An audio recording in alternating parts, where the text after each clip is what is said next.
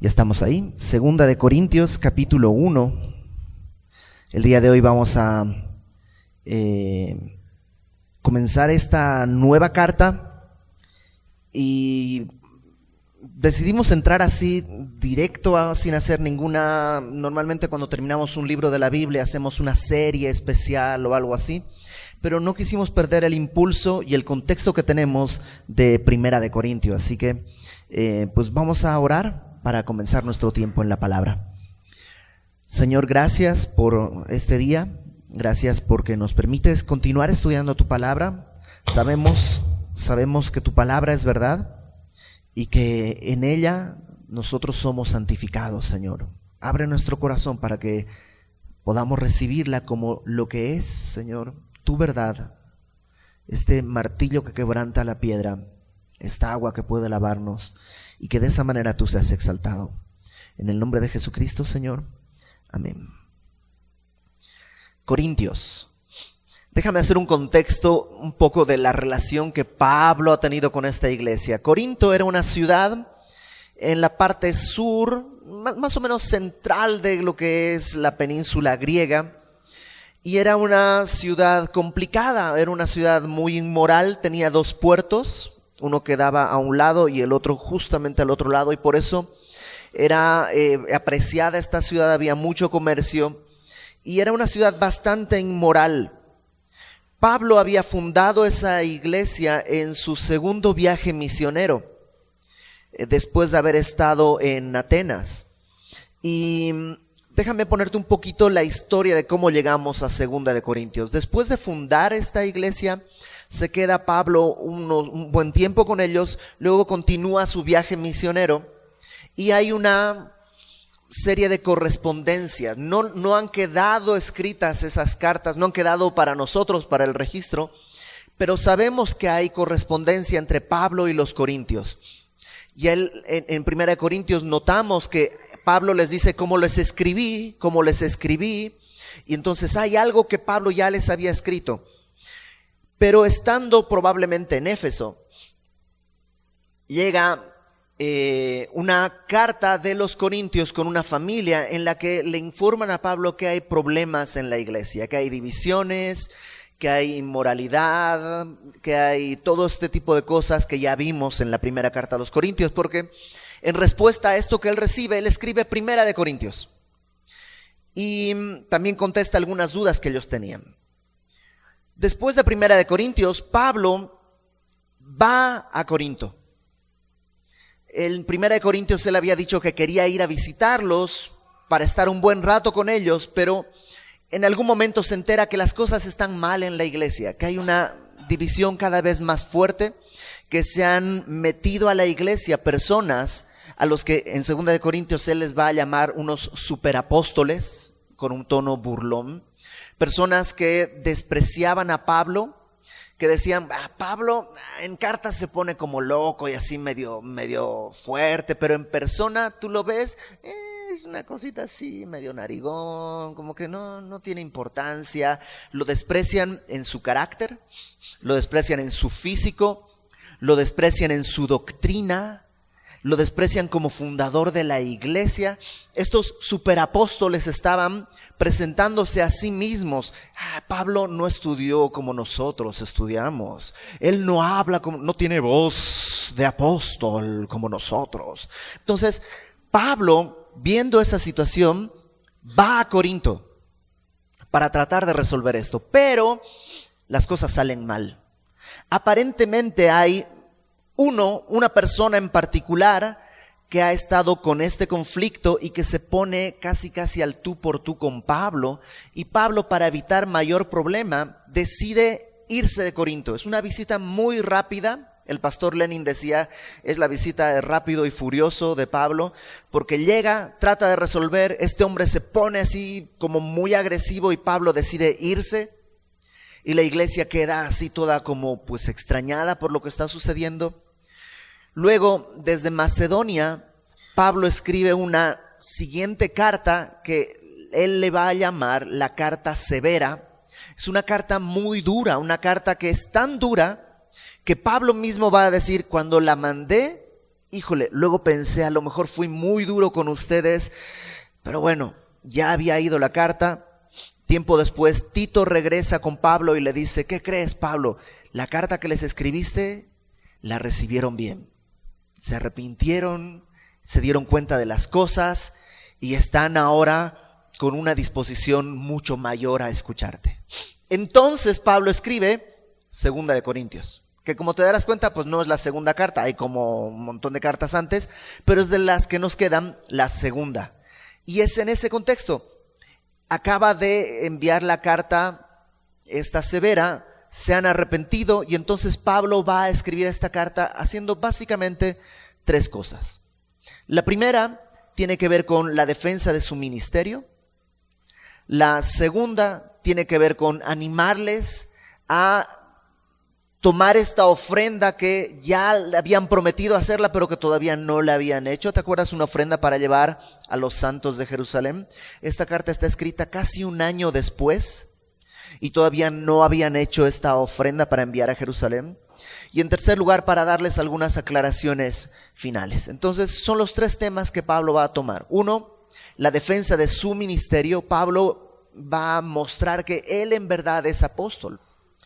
2 de Corintios es una de las cartas más íntimas que Pablo escribe.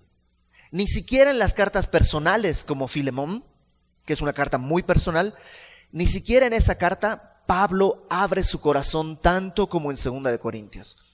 En 2 de Corintios Pablo va a abrir su corazón de una manera tal que en un momento incluso dice, chicos, perdónenme por lo que voy a decir. Perdónenme, yo sé, van a decir que estoy loco, pero permítanme locura. ¿Quieren hablar de eso? Pues vamos a hablar de eso. Y como que habla y luego dice, ustedes me obligaron a hablar así. O sea, es una carta muy natural, sin autocensura. Es una carta muy hermosa, pero a la vez toca temas muy dolorosos para el apóstol Pablo. Bueno, dicho todo esto, comencemos capítulo 1 de 2 de Corintios. Dice, Pablo, apóstol de Jesucristo, por la voluntad de Dios. Entonces Pablo comienza esta carta como poniendo su currículum, como poniendo sus méritos, sus credenciales. ¿Por qué?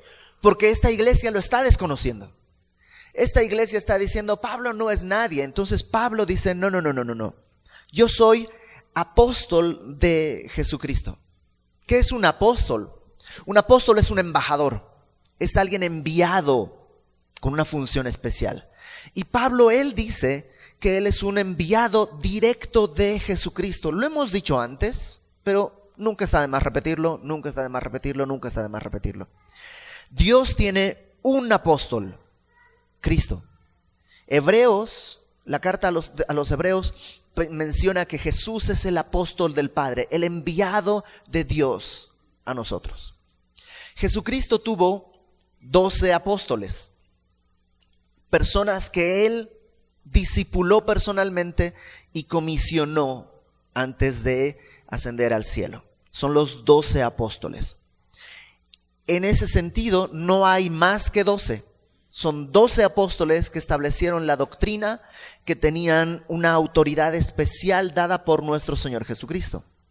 Pero después de los 12 apóstoles, ¿no? El primer apóstol del Padre es el Hijo, Jesucristo. El Hijo tiene 12 apóstoles.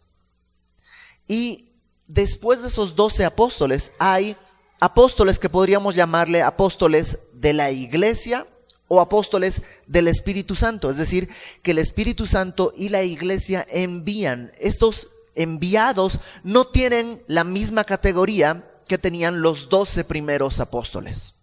Porque estos 12 primeros apóstoles son enviados directos de nuestro Señor Jesucristo. El día de hoy, ¿existen apóstoles? Sí y no. Es decir, ¿existen personas enviadas por el Espíritu Santo y por la iglesia? Claro, hay un montón de apóstoles. Muchas iglesias se han fundado por alguien que fue enviado. En ese sentido, el pastor Fermín, Semilla de Mostaza México, me envió a mí a empezar esta iglesia. Me apostoló, si tú quieres. Pero eso no habla de un rango, no habla de una categoría, simplemente habla de una función que me tocó pues abrazar en un momento por gracia de Dios. Entonces el día de hoy hay apóstoles, pero no son un rango superior al pastor o al diácono, simplemente es un creyente que tiene una función al ser enviado. No es nada más que eso. Ahora, Pablo, él dice que él es apóstol de Jesucristo, y sí, Pablo es un apóstol especial. No es de los 12. Él no estuvo con el Señor Jesús en su ministerio antes de la cruz. Pero tampoco es como los otros apóstoles, como cualquiera de nosotros podría ser un momento un apóstol. Es un apóstol especial porque Dios lo encuentra a Pablo y Él le comisiona, le da este encargo de llevar el evangelio a los gentiles. Entonces es como los 12 sin ser de los 12 en realidad. Y Pablo pone esta credencial para empezar: yo soy un apóstol de Jesucristo. No me envió la iglesia de Jerusalén, no me envió Pedro, no me envió Apolos, me envió el Señor Jesucristo en persona. Y dice apóstol de Jesucristo por la voluntad de Dios. O sea, no es que Pablo fue un día, llenó un de estos tests de, no sé, cualidades y inclinaciones para ver, y le salió: mira, tú podrías ser físico bioquímico o apóstol. No fue un test de aptitudes, sino que Dios lo comisionó para ser apóstol. Pablo no es algo que él quería hacer. Es Dios quien decidió que Pablo sea un apóstol. Y eso es bueno. Porque cuando tú sabes lo que Dios te ha pedido, aunque todos estén en contra, tú puedes estar descansando, pues es que es lo que Dios me pidió. Si Pablo no hubiera sido encomendado por Dios mismo, probablemente él hubiera dicho: no, pues sabes qué, esto está muy difícil, no me reconocen, tal vez no soy apóstol. Tal vez en verdad me equivoqué, ¿no? O sea, escuché la llamada equivocada, fue un número equivocado, Dios le hablaba a alguien, yo contesté y pensé que era yo y por eso me envié. Pero no, Pablo sabía que Dios lo había comisionado a él. Te digo una cosa, tú necesitas saber a qué cosas te ha comisionado Dios. Porque el mundo es muy complejo, las tentaciones están a la vista. Todos vamos a pasar por momentos de tristeza, de depresión o de inseguridad. Y vamos a dudar de muchas cosas. Pero aquellas que Dios te ha encargado, esas están seguras. Déjame decirte algunas cosas que yo sé con toda claridad. Tengo toda la certeza que Lucy es mi esposa. Y tengo la certeza que es por la voluntad de Dios mi esposa. Mi matrimonio, como el de todos, pasa por momentos difíciles, por momentos en los que hay incomprensión, siempre por culpa suya, por supuesto, ¿no?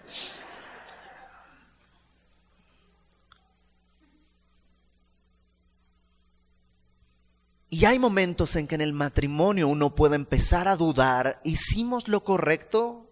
¿Es cierto? ¿Fue? Y solo te puedes anclar en lo que Dios dijo. Y te digo una cosa, Lucy es mi esposa. Entonces, cuando vienen los tiempos de tormenta, los tiempos de dificultad, hay muchas cosas que resolver menos una, la importante. Lucy es mi esposa. Por la voluntad de Dios. Entonces, así las cosas en tu vida que sean por la voluntad de Dios, que tengas esa certeza, son cosas que van a estar firmes. Asegúrate de lo que tú estás haciendo y que esté en la voluntad de Dios. El Señor me llamó a mí a Querétaro. Estuvimos 2 años yendo y viniendo y preguntándole: Señor, ¿será? Pues la verdad es que sí, por gusto, pues ya me hubiera ido a vivir hace tiempo. Por ganas, hace tiempo que yo hubiera ido. Pero mi esposa y yo sabíamos que teníamos que esperar a tener la certeza absoluta de que era Dios, porque el ministerio iba a ser difícil. Iba a haber momentos en los que íbamos a decir: ¿sabes qué? Vámonos. No tiene sentido, no vale la pena. Por la voluntad de Dios. Asegúrate que tu vida esté según lo que Dios ha querido. Y Pablo podía decir esto: yo soy apóstol de Jesucristo por la voluntad de Dios. Ahora también dice, está conmigo el hermano Timoteo. Y no es que Pablo dice que Timoteo es coautor de esta carta, simplemente está diciendo, yo estoy escribiendo y Timoteo está aquí conmigo, a la iglesia de Dios que está en Corinto, con todos los santos que están en toda Acaya. Ahora, tú estuviste estudiando Primera de Corintios acá. En realidad, los corintios eran, diría mi mamá, unas fichitas, ¿no?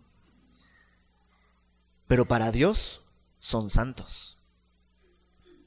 Nuestra idea de santo, ¿no?, es que santo es una persona que no peca, una persona que hace milagros, que tiene un estilo, no sé, espiritual muy alto o algo así. En la Biblia, santo quiere decir apartado, y santo es todo aquel que le ha entregado su vida al Señor. Entonces, sí, estamos llamados a santificar nuestros caminos, porque somos santos. Y eso es un proceso que vamos a ir viviendo, pero delante de Dios ya estamos apartados, ya somos santos. Aunque seas como los corintios, rebeldes, necios, delante de Dios dice, son santos, son apartados, son míos. Verso 2, gracia y paz a vosotros, de Dios nuestro Padre y del Señor Jesucristo. Esto me sorprende, porque después de saber lo que la iglesia de los corintios está desconociendo a Pablo.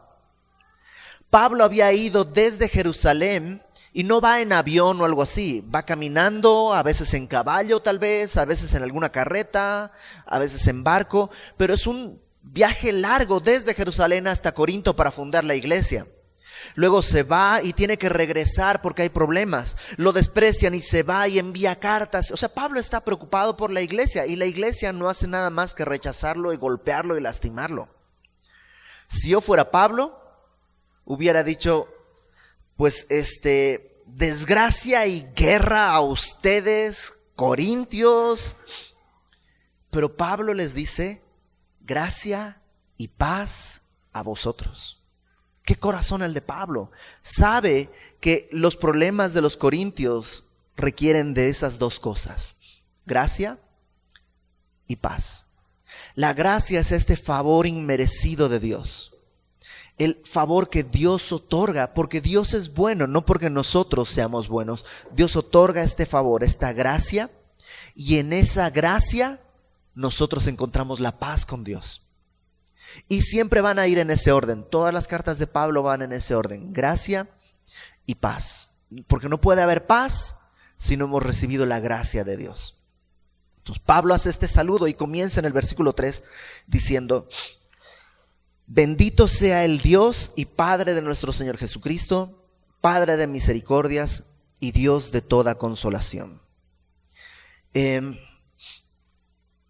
Comienza su carta con una expresión de alabanza y dice, bendito sea el Dios y Padre de nuestro Señor Jesucristo.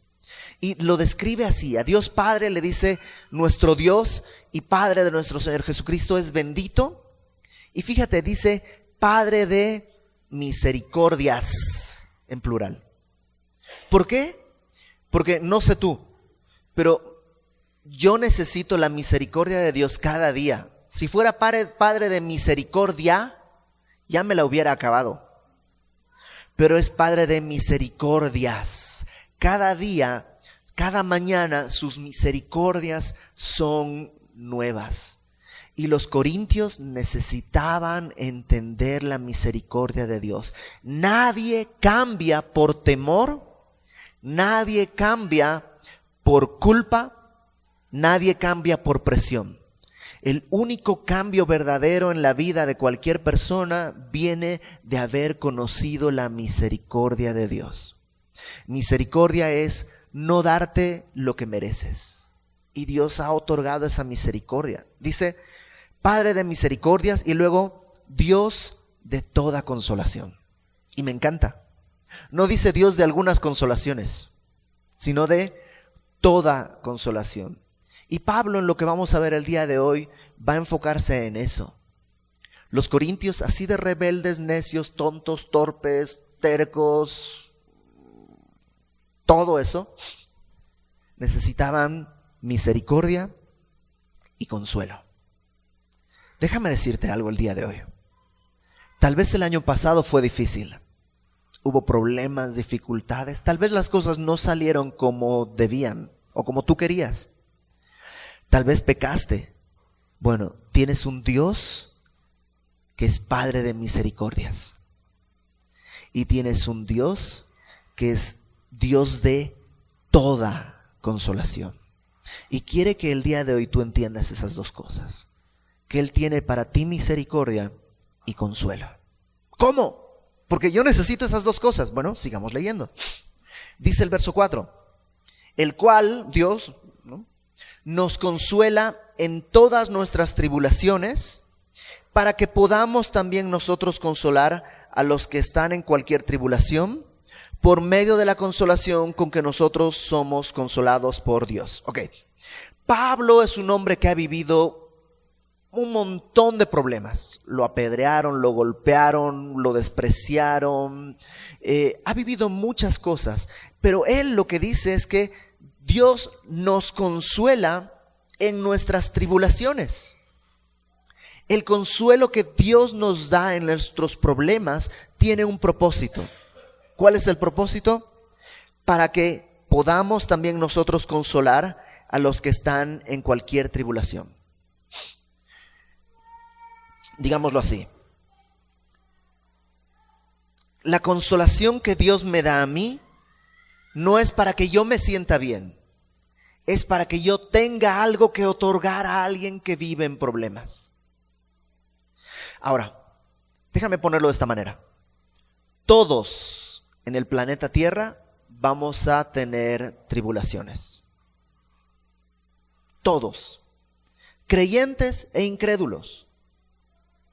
Gente que está caminando en santidad y gente que está caminando de manera impía. Todos vamos a vivir problemas y tribulaciones. ¿Por qué? Porque vivimos en un mundo caído. ¿Es la voluntad de Dios? No, Dios no lo creó así. Dios lo creó perfecto. El hombre en su rebelión hizo caer todo en maldición. Entonces todos vamos a vivir problemas. A veces pensamos, si no fuera creyente mi vida sería más fácil. A ver. Claro que no. Todos vamos a vivir problemas y tribulaciones, pero el creyente tiene algo que no tiene el incrédulo: consuelo de Dios. ¿Para qué? Para que yo, habiendo sido consolado, pueda consolar a otros. ¿Te das cuenta que no está enfocado en mí mismo? El consuelo humano es, pobrecito, no pasa nada. Ese es el consuelo humano, enfocado en uno mismo. El consuelo de Dios es mucho más profundo. El consuelo de Dios muchas veces no tiene explicación. No entiendo por qué pasó esto. No entiendo por qué me sucede. Pero Dios me ha dado un consuelo. ¿Para qué? Para que cuando encuentre a alguien que también está en problemas, que también está dudando y no entiende por qué pasa eso, no le dé una explicación teológica, sino que le pueda compartir del consuelo con el que yo he sido consolado. Pablo dice, Él nos consuela en nuestras tribulaciones para que podamos también nosotros consolar a los que están en cualquier tribulación. ¿Y cómo los consolamos? Por medio de la consolación con que nosotros somos consolados por Dios. Somos consolados por Dios. A veces quisiéramos ser consolados con otras cosas, ¿no? A veces quisiera ser consolado con una quincena gorda. A veces quisiera ser consolado con un trabajo grande, una honra. Pero esos consuelos que sí consuelan, la verdad es que sí. O sea, si andas necesitando una lanita y te ganas la lotería, pues sí, o sea, vas a encontrar cierto consuelo. Pero esos consuelos se agotan, se gastan, se pudren. El consuelo de Dios no se gasta. Si tú ganas la lotería y empiezas a consolar a otras con la consolación que recibiste, se te va a acabar. O sea, no hay suficientes recursos para consolar económicamente a todo el mundo. Pero si recibes la consolación de Dios, mientras más la usas, mientras más la entregas, más se multiplica para ti y para otros. Entonces, qué importante poder buscar el consuelo de Dios, porque ese es lo que verdad nuestra alma anhela, nuestro corazón anhela eso. Entonces dice Pablo, verso 5, porque de la manera que abundan en nosotros las aflicciones de Cristo, así abunda también por el mismo Cristo nuestra consolación. Entonces dice Pablo, esto es equivalente, que tanto sufres, pues así de ese monto es la consolación que recibes de Dios. Y esto pone la perspectiva de algo muy extraño, porque quiere decir que si tu sufrimiento es poquito, entonces tu consuelo de Dios va a ser poquito. Y ahora entiendo cuando Santiago dice, bienaventurados los que pasan por diversas pruebas. ¿Cómo pueden ser bienaventurados? Claro, porque en una prueba mi aflicción crece y entonces el consuelo de Dios también crece. Hay una relación directa entre la aflicción y el consuelo. Y no es que Dios quiere que yo esté afligido para consolarme. Lo que pasa es que mi naturaleza no recibe el consuelo de Dios si no es a través de aflicciones. La gracia de Dios siempre está ahí, pero a no ser que mi corazón esté sediento, nunca voy a ir a beber de esa agua. Y tú lo sabes. Si eres papá, lo sabes. Si no eres papá, lo has visto. Cuando tus hijos se enferman, es cuando te acuerdas de leer la Biblia todos los días. Oras en todo momento, de rodillas, de cabeza, de pie, al caminar. Cuando sanan, gracias Señor, y sigamos adelante. ¿Qué pasa? Los momentos de aflicción desatan esta necesidad. Y otra vez está al revés del mundo. El mundo huye de las aflicciones. Cristo usa las aflicciones para revelar su gracia, de tal modo que aún en medio de las aflicciones yo puedo disfrutar del amor de Dios. Entonces dice Pablo, de la misma manera que abundan las aflicciones, así también abunda la consolación. Pero pone una cláusula importante. Dice, las aflicciones de Cristo. Un incrédulo no vive aflicciones de Cristo. Vive aflicciones de su vida, de su mundo, de su situación y de su propio pecado. El creyente, en cambio, puede vivir aflicciones de Cristo. Acompáñame rápidamente a Primera de Pedro, por favor.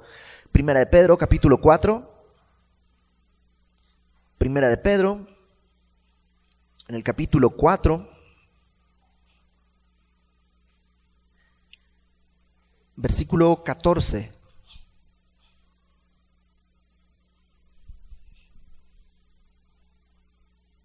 Fíjate, 1 Pedro 4:14. Si sois vituperados por el nombre de Cristo, aflicciones de Cristo. Si sois vituperados por el nombre de Cristo, sois bienaventurados porque el glorioso Espíritu de Dios reposa sobre vosotros. ¿Te imaginas? Cuando hay dificultades por ser cristiano. No puedo tomar este trabajo porque me piden algo ilegal y soy cristiano, entonces no lo voy a tomar. Pero estás loco, ¿cómo no lo vas a tomar? ¿De qué vas a vivir? ¿Cómo vas a llevar el alimento a tu casa? No sé, pero prefiero las aflicciones a vivir en pecado. Entonces el Espíritu, el glorioso Espíritu reposa sobre ti. Hay un consuelo que no podría venir con una chequera nueva. El glorioso Espíritu reposa sobre ti. Ciertamente, dice, de parte de ellos él es blasfemado, pero por vosotros es glorificado.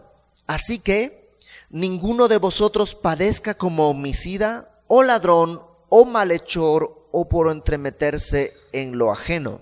Eso no es padecer por Cristo. O sea, si estabas haciendo algo malo y te cachan y vienen los problemas, es la cruz que me tocó cargar. No es la cruz que te tocó cargar, es nomás el resultado de una vida impía. Ahí no hay consuelo, ahí necesitas arrepentimiento y entonces vendrá el consuelo.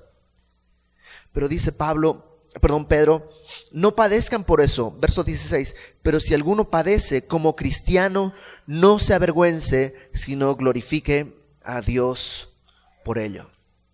Pablo quiere mostrarnos eso, que en la tribulación, en el conflicto por Cristo, hay un consuelo muy grande. Versículo 6. Pero si somos atribulados, es para vuestra consolación y salvación. O si somos consolados, es para vuestra consolación y salvación, la cual se opera en el sufrir las mismas aflicciones que nosotros también padecemos. Pablo, su vida no está enfocada en él. Dice, si yo sufro, es para que ustedes sean consolados. Si yo sufro, es para que ustedes sean salvos.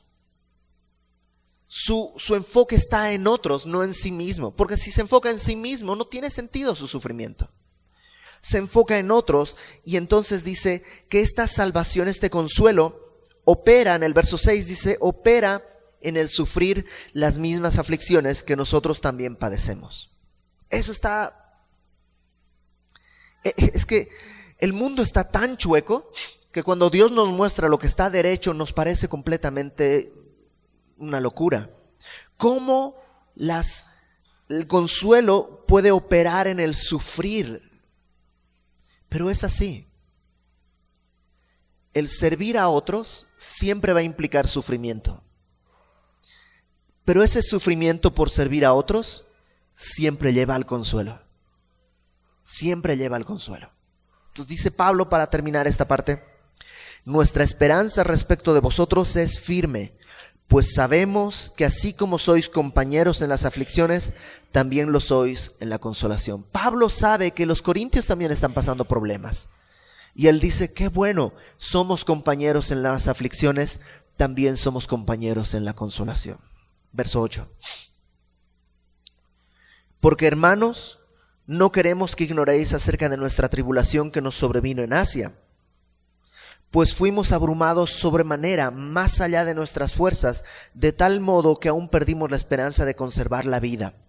En Éfeso, cuando estaba Pablo en Éfeso, hubo un problema tan grande que Demetrio y el platero y otros empezaron a llevarse a algunos cristianos al teatro, querían matarlos, querían buscar a Pablo para lincharlo.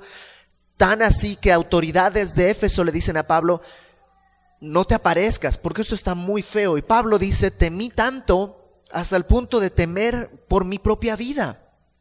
Pero verso 9, pero tuvimos en nosotros mismos sentencia de muerte, o sea, sentí que me iba a morir, para que no confiásemos en nosotros mismos, sino en Dios que resucita a los muertos. Este es otro propósito de las tribulaciones. Las tribulaciones, los problemas, las aflicciones te orillan, te arriman al punto en que tú ya no eres suficiente, para que confíes no en ti mismo, sino en Dios que resucita a los muertos. ¿Y viste ese contraste? Temí por mi vida, o sea, hubo sentencia de muerte en mí para que aprendiera a no confiar en mí, sino en Dios. Y podría haber dicho que es capaz de guardarme la vida, pero no dice eso. Él se va un paso más allá, que es capaz de darme vida aún si muero. Mi consuelo abarca más allá de esta esfera de vida. Pablo dice, el propósito de Dios era que yo confiara en Él. Verso 10, el cual nos libró, pasado, nos libra, presente, y en quien esperamos que aún nos librará de tan grande muerte. O sea, el consuelo de Pablo, él estaba probablemente confiando mucho en sí mismo. En Éfeso había habido un avivamiento tan grande, muy grande. La gente llegaba y traía sus libros de magia y los quemaba. De hecho, es tan grande que Demetrio, que es platero, dice, oye, esto ya es un asunto, ya no es religioso, esto es económico. La gente ya no está comprando templos de Diana. Era tan grande el éxito, déjame decirlo así, del ministerio de Pablo, que estaba afectando la religión, la economía, todo. Tal vez Pablo estaba pensando, qué gran ministro que soy. Nomás vean los resultados. ¿Quién podría decir que es mentira? Y Dios usa esta tribulación, y Pablo dice, la usó para que no confiara en mí mismo, sino en Dios. Y lo consiguió. Porque Él me libró, Él me libra y Él me librará. Verso 11. Cooperando también vosotros a favor nuestro con la oración para que por muchas personas sean dadas gracias a favor nuestro por el don concedido a nosotros por medio de muchos. Y termina Pablo diciendo, ¿sabes qué me ayudó en todo ese tiempo difícil? Que ustedes estuvieron orando por mí. ¿Sabes? La oración cuenta.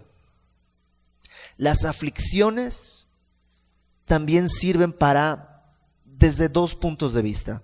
Mis aflicciones sirven para no confiar en mí, sino en Dios, y para buscar comunión con mis hermanos y pedirles, oren por mí, necesito sus oraciones. ¿Puede ser humillante? Sí, porque estoy confesando públicamente, no soy suficiente, no puedo, no me alcanza, no tengo. Ya no alcanzo, ya no puedo. Necesito que ores por mí. Pero desde el otro lado también hay una oportunidad. Tú conoces gente que está pasando momentos difíciles. Puedes decir, oh, qué triste, qué pena. Cuando ves en Facebook o en Twitter o en WhatsApp, estoy pasando por este problema, puedes ponerle las dos manitas, ¿no? O puedes decirle orando y olvidarte. O puedes orar en verdad, creyendo que las oraciones en las aflicciones sí funcionan. Son oportunidades de servicio. Otra vez, no enfocarte en ti mismo, sino enfocarte en otro. Y el consuelo que Dios te da es para que tú puedas llevarlo a esa persona que está por un tiempo de dificultad. Todos vamos a necesitar consuelo en algún momento. No sé si es tu caso el día de hoy, ahorita. Pero si ahorita no lo necesitas, lo vas a necesitar porque el mundo es difícil. Todos necesitamos consuelo. Y por otro lado, todos ya hemos sido consolados en algún momento. Tu bolsa no está vacía. Tienes algo que dar. Hay un consuelo que tú puedes entregar. No te lo quedes. Qué miserable quedarme el consuelo para mí cuando puedo entregarlo a otros. Te lo repito, no se gasta, se multiplica. Entonces déjame resumir toda esta porción en 3 puntos importantes. Lo primero, lo que Dios es para ti. Lo que Dios es para ti. Dios quiere ser tu Padre de misericordias y el Dios de toda consolación. La misericordia es no darte lo que mereces. Entonces acércate con confianza. Dios no te va a pagar mal por mal. Te va a dar lo que no mereces. Él es el Padre de misericordias. Acércate a pedir misericordias. Acércate al trono de la gracia para alcanzar gracia y hallar misericordia para el oportuno socorro. Él es el Padre de misericordias y Él es el Dios de toda consolación. Eso es lo que Dios quiere ser para ti. Luego, lo que Dios hace por ti. Lo que Dios quiere ser para ti. Lo que Dios hace por ti. Permite que tengas pruebas. Permite que tengas aflicciones y tribulaciones y angustias. ¿Para qué? Número 1, para que lo conozcas mejor. Para que disfrutes su comunión y su consuelo de una manera en la que nunca lo has hecho. Yo lo he visto. Las personas que han pasado por situaciones más difíciles y más duras y han permitido que el consuelo de Dios llene sus corazones, son personas completamente distintas. Aquellas personas que nunca pasan por aflicciones, nunca pasan por problemas, sus vidas son, no quiero decir secas o algo así, pero tienen algo que les falta, que sí tiene aquel que ha probado la misericordia de Dios en el punto de la desesperación. Entonces Dios permite esas pruebas para que lo conozcas, para que le disfrutes, y también permite esas pruebas para glorificarse.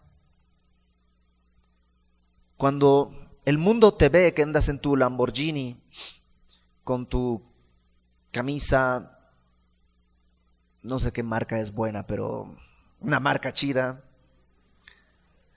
y dices, gloria a Dios, todo el mundo va a decir, pues sí, o sea, pues no te falta nada, no tienes problemas, ¿qué? Pero cuando las cosas están difíciles, en un tiempo de aflicción, por salud, por economía, por soledad, por tristeza, por cualquier cosa, cuando las cosas se ponen difíciles, y entonces tú puedes levantar las manos y decir, Dios es bueno, gloria a Dios. Entonces el mundo tiene que darle gloria a Dios. ¿Y cómo puedes hacer eso? Pues con el consuelo que Dios te ha dado. Entonces, lo que Dios quiere ser para ti es ser Padre de misericordias, Dios de toda consolación. Lo que Dios hace por ti es permitirte vivir en tribulaciones y pruebas para que le conozcas y para que le glorifiques. Y número 3, lo que Dios quiere hacer a través de ti. Lo que Dios quiere hacer a través de ti es llevar consuelo a otros. Que lo que Dios te ha dado, ese consuelo, puedas entregarlo a otros. Lo que Dios quiere hacer es usarte para orar por otros, para involucrarte en el sufrimiento de otros, para involucrarte en tu corazón por el sufrimiento de otros, intercediendo como Cristo intercede por ti noche y día. ¿Y cómo hago eso? Porque a veces se me olvidan estas cosas. ¿Cómo hago para recordarlo? Acompáñame rápidamente al Salmo 119, ya vamos a terminar. Salmo 119, versículo 49. Salmo 119, 49 dice: acuérdate de la palabra dada a tu siervo. Está orando, el escritor de este salmo está diciéndole a Dios: acuérdate de lo que tú me dijiste, acuérdate de la palabra dada a tu siervo, en la cual me has hecho esperar. O sea, estoy esperando en tu palabra, acuérdate de tu palabra. Ella, tu palabra, es mi consuelo en mi aflicción, porque tu dicho me ha vivificado. Cuando estás en problemas y pruebas y sientes que ya estás muerto ahí, ve a la palabra. Espera en su palabra, porque ahí vas a encontrar consuelo y sus palabras te van a vivificar. Verso 51. Los soberbios se burlaron mucho de mí, mas no me he apartado de tu ley.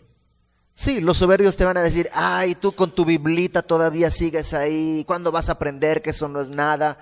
Pero dice: no me he apartado de tu ley. Me acordé, oh Jehová, de tus juicios antiguos y me consolé. No hay otra manera más segura de recordar las misericordias de Dios que en su palabra. Así que, para terminar, permanece en su palabra. Porque cuando vengan las tribulaciones vas a tener algo en tu corazón para sacar y poder beber ese consuelo. Permanece en su palabra. Pero también permanece en su palabra porque es algo que vas a poder convidar al sediento. Vas a poder otorgar a aquel que está afligido y angustiado. Y en esto Dios se va a glorificar. Así que, ¿qué te parece si hacemos dos cosas al orar? Número 1, vamos a orar pidiéndole a Dios que nos ayude a permanecer en su palabra este año. Pero número 2, si tú estás pasando por un tiempo difícil, por un tiempo de aflicción, te voy a dar unos minutos para que dejes toda tu carga delante de Dios y recibas su consuelo, porque Dios quiere consolarte. No quiere sentarte a tu lado a decirte: ah, pobrecito. No. Quiere ir más allá. Quiere que confíes en Él, que puede darte vida después de esta vida. Vamos a orar. Señor, gracias porque en ti encontramos un consuelo que no hay en otro lugar. Perdónanos si hemos buscado consuelo en un cambio de circunstancias, en un cambio en la economía, en un cambio en las situaciones alrededor. Perdónanos por no venir primeramente a ti, pero hoy venimos a ti. Venimos necesitados de tu consuelo. Venimos a nuestro Padre de misericordias, al Dios de toda consolación. Aquellos que hemos vivido tiempos de pruebas, el día de hoy queremos darte gracias por el consuelo que nos has dado. Aquellos que están pasando un momento de prueba, el día de hoy, Señor, vienen sedientos de ti, buscando esto que tú has prometido. ¿Por qué no ahí en tu lugar y con los ojos cerrados le dices al Señor: ya no aguanto esto? Le dices al Señor: esto es lo que me duele, esto es lo que me pesa, esto es lo que quiero soltar. Y dejas que el Espíritu Santo, el glorioso Espíritu de Dios, repose sobre ti, con ese consuelo que solamente Dios puede traer.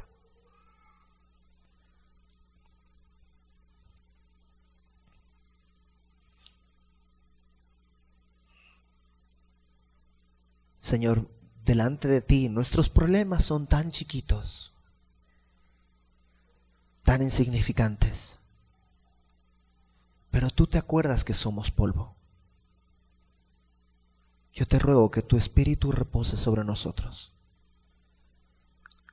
que si vamos a sufrir y vamos a padecer por algo, sea por ti. Que si en tu voluntad del día de hoy no está el levantar el sufrimiento o la angustia en este momento, que podamos vivirla con tu consuelo, de tu mano, Señor. Vivir en tu consuelo es mucho mayor que vivir sin aflicciones. Tu gracia, Señor, es más dulce que la vida misma. Queremos estar ahí. Y sabemos que tú no nos vas a abandonar, en todo momento estarás con nosotros. Sabemos que tu fidelidad permanece, por eso confiamos en ti. Gracias, Señor, porque podemos en verdad descansar en tu obra, para que tú seas exaltado en todo. La honra y la gloria las ponemos delante de ti, porque son tuyas, y nosotros como siervos tuyos nos inclinamos delante de tu nombre. Por nuestro Salvador Jesucristo, nuestro Señor. Amén.